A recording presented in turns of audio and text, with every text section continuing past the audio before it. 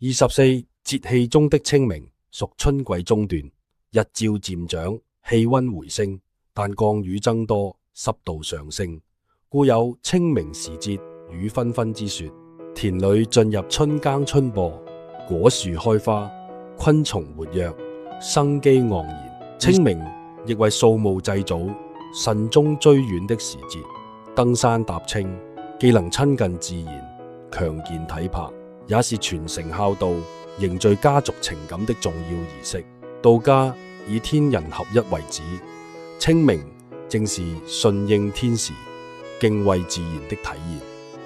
清明時節濕氣易聚，人體常感困重、乏力或消化不良，故以健脾祛濕為養生要點，建議多食淮山藥、茯苓、芡實等健脾利濕之品，並多攝取當季蔬果，飲食以清淡易消化為宜，避免過冷或過油膩的食物。道家與中醫皆倡導食有節，起居有常，每餐適量，細嚼慢咽，以護脾胃、養元氣。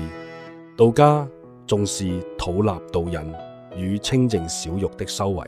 清明天氣適合出門散步、練太極或簡短氣功，在空氣清新的山野中穿着寬鬆，動靜結合，可疏肝理氣、暢通經絡，既強身又養心。掃墓祭祖不僅是孝道之行，也是情感療愈與內觀自省的機會。道家倡導在慎中、追遠中修性養心。最後提醒：清明早晚溫差與濕氣仍存，請注意添衣保暖、避濕防風。飲食與酒類應節制，每餐不宜過飽。一句話總結：清明清心，清氣護身，順天應時，慎終修德，身心兩利。今集盧主持分享到呢一度，鍾意我哋道遊心學嘅節目，結良緣立福點讚，訂閱我哋嘅頻道，下一條片再見，拜拜。